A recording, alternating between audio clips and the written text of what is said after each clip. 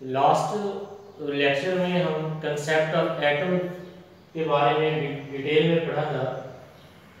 Concept of atom में Greek concept पढ़ा था, उसके बाद डाल्टन एटॉमिक थ्योरी डिस्कस की थी और मॉडर्न कंसेप्ट डिस्कस किया था।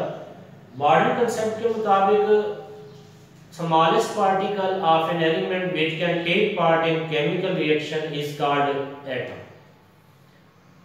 एटम मॉडर्न कंसेप्ट के मुताबिक डिविजिबल है, इसको फर्दर स्मॉलर पार्टिकल्स में तकसीम किया जा सकता है और the smaller particles are called sub atomic particles.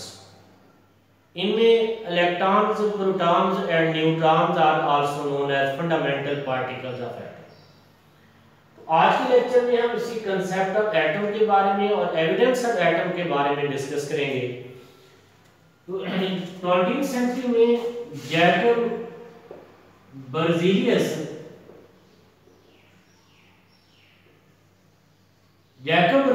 ने एटम्स के एटॉमिक मास मालूम किए।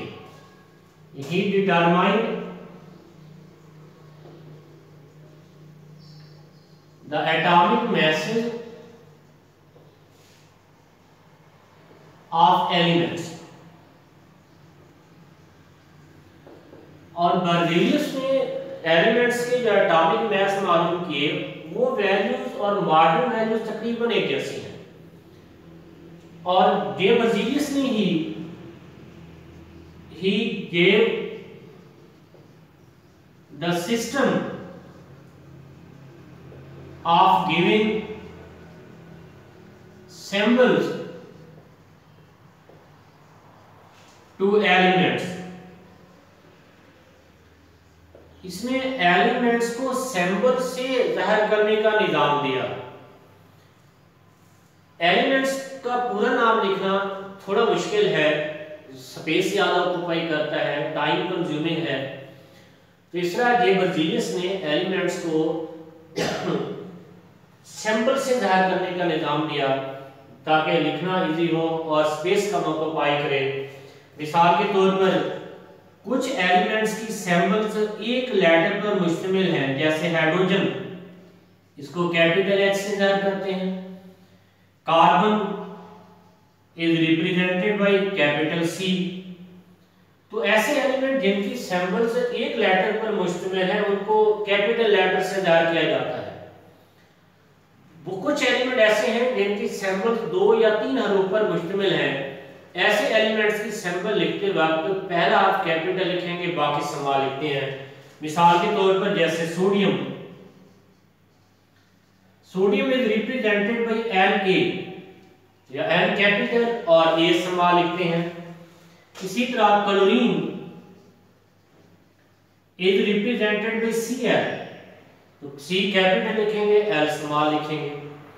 तो यहाँ एक इंपॉर्टेंट बात मैं आपसे शेयर करूं कि मैंने अपने इस कैरियर में देखा है mostly student, more than 90% student symbol गलत लिखते हैं।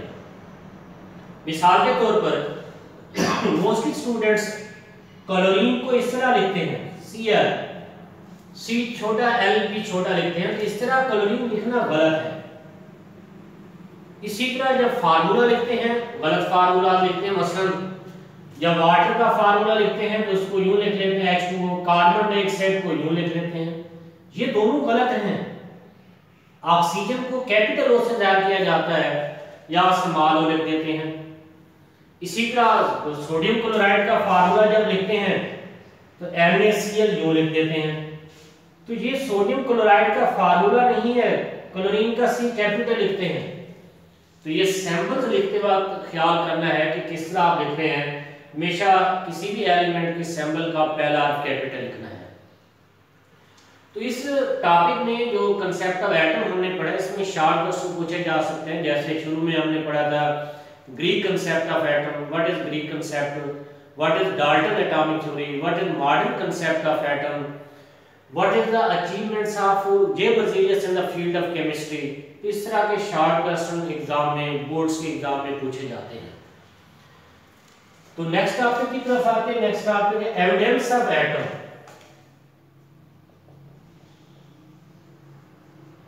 एटम बहुत ही स्मॉलर पार्टिकल है और इतना स्मॉलर पार्टिकल है इसको नेकेड आई से देखना पॉसिबल नहीं है। एक एटम को आंख से देखना मुमकिन नहीं है। इसे स्मॉलर पार्टिकल्स को देखने के लिए माइक्रोस्कोप से इस्तेमाल करते हैं। स्मॉलर पार्टिकल्स को विजुलाइज करने के लिए we have to use microscopes. दो तरह के माइक्रोस्कोप कन्वेंशनली आमतौर पे यूज की जाती हैं। एक लाइट माइक्रोस्कोप या ऑर्डिनरी माइक्रोस्कोप।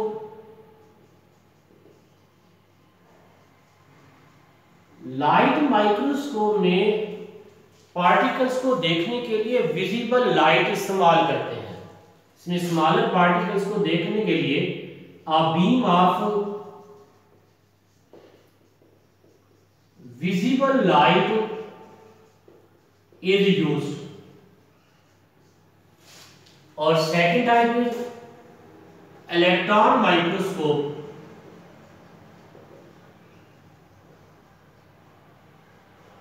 इलेक्ट्रॉन माइक्रोस्कोप में स्मॉलर पार्टिकल्स को देखने के लिए a beam of electron is used.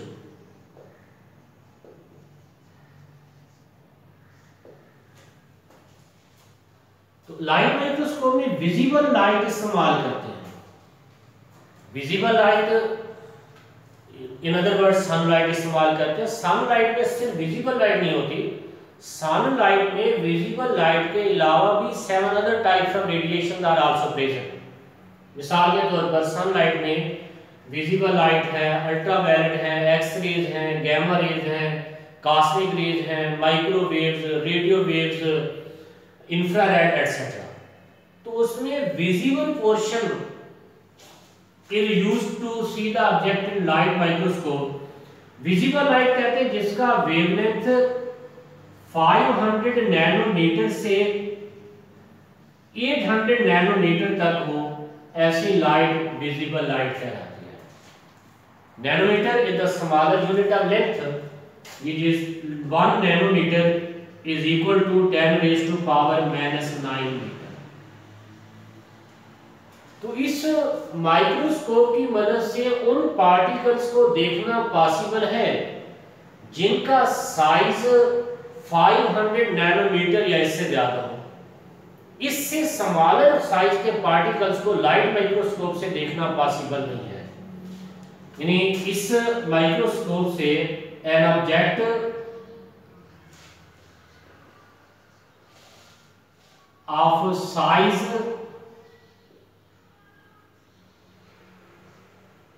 up to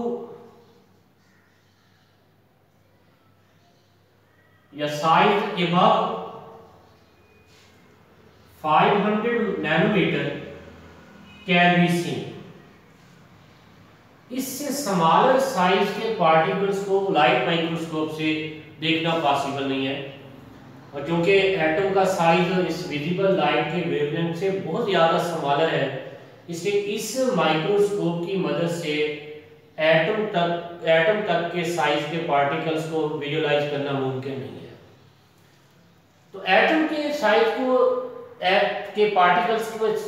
atom के साइज के पार्टिकल्स को देखने के लिए इलेक्ट्रॉन माइक्रोस्कोप इस्तेमाल करते हैं। इलेक्ट्रॉन माइक्रोस्कोप में a beam of electron is used. यहाँ विजिबल लाइट इस्तेमाल नहीं करते, बीम ऑफ इलेक्ट्रॉन यूज करते हैं। क्योंकि इलेक्ट्रॉन का साइज एटम के साइज से स्मॉलर है, इससे एटम तक के साइज के पार्टिकल्स को विजुलाइज करना पॉसिबल है। मिसाल के तौर पर ग्रेफाइट इज एन एलिमेंट, इसको कार्बन से तैयार करते हैं। अगर ग्रेफाइट के एक छोटे से पीस को इलेक्ट्रॉन माइक्रोस्कोप में देखें और इसके इमेज को मिलियंस टाइम मैग्नीफाई करके देखें, तो इस तरह की ब्राइट और डार्क लाइंस अपीयर होती हैं। ये these lines represent the layers of carbon atom। ये these lines represent the layers of carbon atom। Graphite is an element, ये एलिमेंट है और element is composed of atom. अगर ये एलिमेंट स्मॉलर पार्टिकल्स पर मुश्तमिल नहीं है तो हमें इस तरह की लाइंस नजर ना आती। तो इस ग्रेफाइट का इन लाइंस में डिवाइड हो जाना ये जाहिर करता है कि ये ग्रेफाइट एलिमेंट स्मॉलर पार्टिकल्स पर मुश्तमिल है और एलिमेंट के इन स्मॉलर पार्टिकल को एटम कहते हैं। तो इसके बाद फिर 13वीं सेंचुरी में जब एक्सरे दरियाफ्त हुई तो एक्सरेज स्टडी या X ray analysis of atom indicate करता है, ये X ray analysis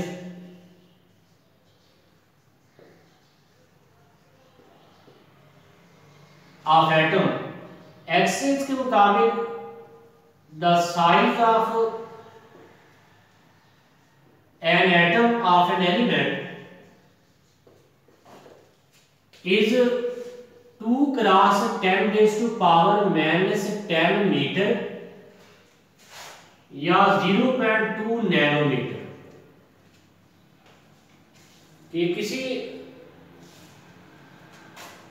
size of an atom, किसी एटम का साइज 2 क्रॉस 10⁻10 मीटर या 0.2 नैनोमीटर के बराबर है। अब हर एटम का साइज दूसरे एटम से मुख्तलिफ है, ये एवरेज साइज है, ये एवरेज साइज इस ऑर्डर में होता है। इसी तरह द साइज ऑफ न्यूक्लियस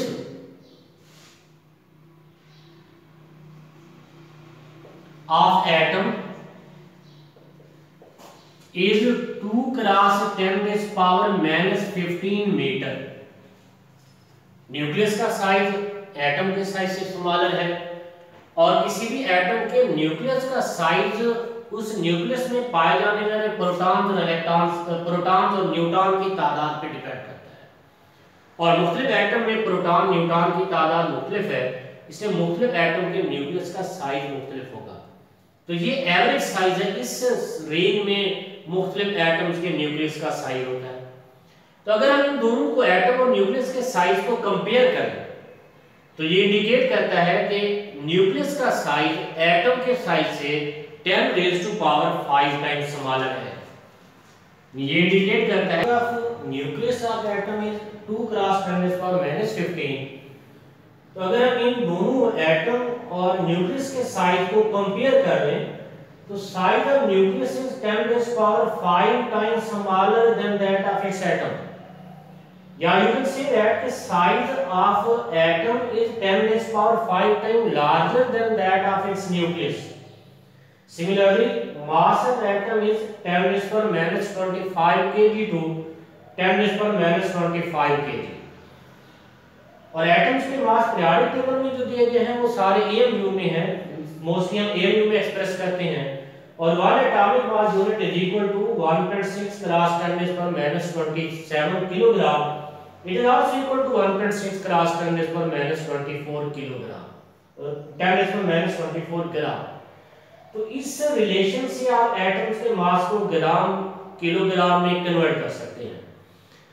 तो इस सारी डिस्कशन से ये जाहिर होता है कि atom is very smaller particle.